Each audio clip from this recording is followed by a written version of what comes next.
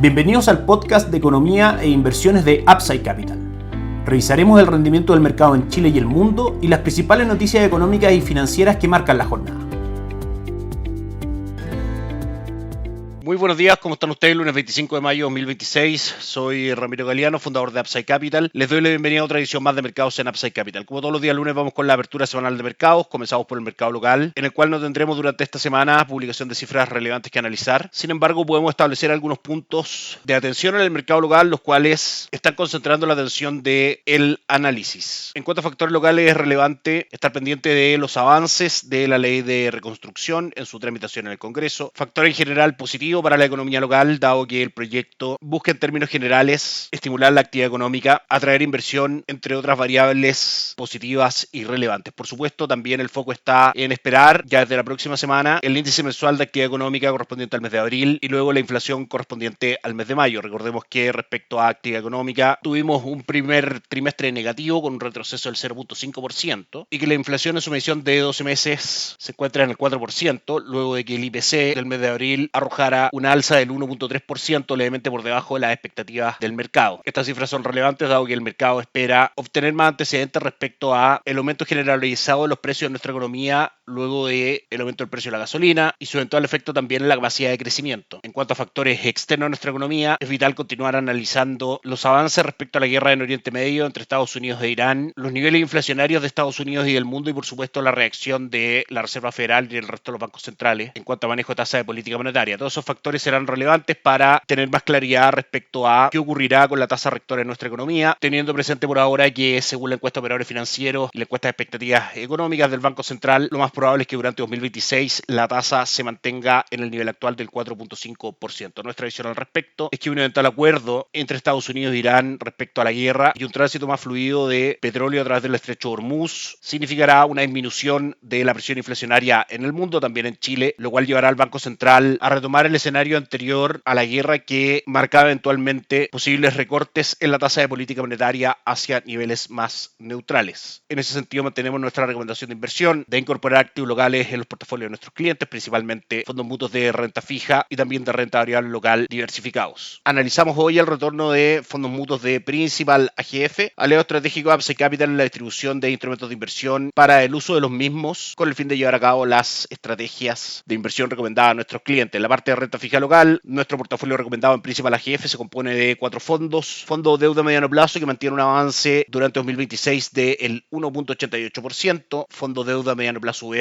que muestra un avance del 3.25%, progresión de deuda a largo plazo que avanza un 2.9% durante 2026 y el fondo base en la estrategia deuda flexible, fondo de renta fija diversificado que avanza un 2.87%, todo muy por sobre el avance de fondos Money Market, tomando como referencia Visión Money Market de Principal AGF que avanza solamente un 1.35% en lo que va de 2026. En una jornada en general de poca liquidez bursátil en el mundo, dado que hoy en Estados Unidos los principales índices bursátiles no cotizan producto del día feriado por la conmemoración del Día de los Caídos. Hoy el IPSA avanza un 2.17%, llegando prácticamente a 10.800 puntos, cotiza en 10.793 puntos, manteniendo un retorno durante el año de aproximadamente el 3% y un avance durante los últimos 12 meses del 28.64%. Se aleja entonces de niveles de corrección potenciales más fuertes, cercanos a 10.300, 10.200 puntos. En un escenario donde vemos bastante probable un acuerdo respecto a la guerra y un avance de la llamada ley de reconstrucción en su tramitación, vemos un potencial alcista en la renta variable local, por lo cual mantenemos, como decíamos, acciones locales dentro de nuestra recomendación de inversión. Para eso utilizamos el fondo de Principal AGF, Fondo Mutuo Capital y Acciones Chilenas, que mantiene un avance del 19.94% durante los últimos 12 meses. Dólar peso comienza la semana de cotizaciones en 891 pesos por dólar, dentro del canal lateral que ha mostrado sus cotizaciones desde los últimos 10 días de abril, canal conformado en la parte baja por 884 pesos y en la parte alta aproximadamente por 910 pesos. En el corto plazo esperamos movimientos del dólar dentro de este canal con una presión bajista si los factores que hemos comentado tienden a mostrar un mejor escenario global. El cobre hoy sube un 1.52%, cotiza en $6.47 por libra de cobre y el dólar index cae un 0.27%, factores relevantes para el precio del dólar en Chile. Este último dólar index influirá en el precio del dólar en Chile de acuerdo a las estimaciones previsiones de posibles recortes en la tasa de política monetaria por parte de la Reserva Federal. Por ahora, el mercado espera durante 2026 que la tasa se mantenga en los niveles actuales y durante 2027 que incluso exista uno o dos movimientos al alza en la tasa rectora de Estados Unidos. Nuestra visión al respecto es que a medida que los factores inflacionarios, específicamente el precio del petróleo y la situación de la guerra en Estados Unidos, tiendan a normalizarse, el escenario en el mediano plazo volverá a lo que mostraba antes de que comenzara la guerra, es decir, uno o dos recortes más en el horizonte para la tasa de política monetaria en Estados Unidos. Respecto al calendario económico de Estados Unidos, durante esta semana tenemos algunas cifras relevantes, siendo la más importante de todas el precio del gasto de consumo personal del mes de abril, que se dará a conocer el jueves de esta semana, y la actualización del Producto Interno Bruto trimestral del primer trimestre de Estados Unidos, que se dará también a conocer el día jueves. Las cifras de precios de abril de la economía norteamericana serán vitales, dado que esta medida es la utilizada por la Reserva Federal para monitorear el movimiento de los precios, y si eventualmente la medición de inflación es menor a lo que el mercado espera, tendremos caídas en el dólar y un impulso en las principales plazas bursátiles del mundo. Por último, respecto a avances en las negociaciones respecto a la guerra entre Irán y Estados Unidos, hay artículos de la prensa mundial que muestran un posible marco de acuerdo alcanzado entre las partes para poner fin al conflicto que ya dura más de 2 meses. Aún no se puede afirmar que el acuerdo entre Teherán y Washington sea inminente, dado que existen diferentes versiones respecto a el contenido de este acuerdo. Por un lado, hay versiones que no incluyen dentro del acuerdo negociaciones respecto a las aspiraciones nucleares de Irán, ni tampoco respecto a la apertura del estrecho de Hormuz. Por otro lado, también hay versiones respecto a que el acuerdo extendería el alto al fuego actual por 60 días más, reabriendo el estrecho de Hormuz durante estos 60 días, y que a cambio Estados Unidos levantaría el bloqueo a los puertos iraníes. También esta versión muestra que el potencial acuerdo incluye el compromiso de Irán de no desarrollar armas nucleares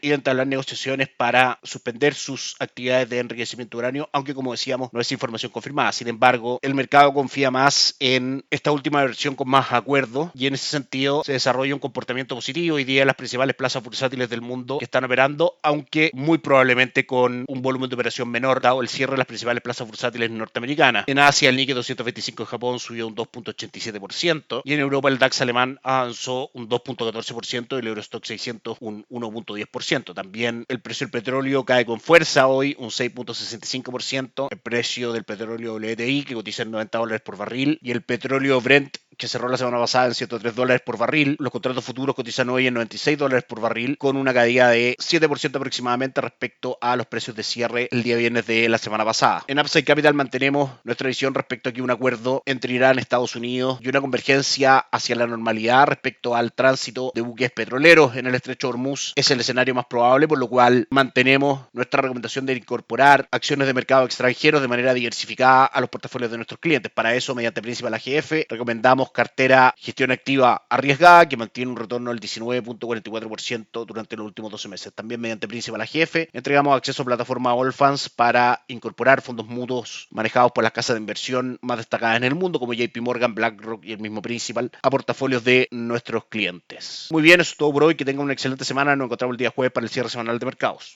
Gracias por escuchar el podcast de Economía e Inversiones de Upside Capital.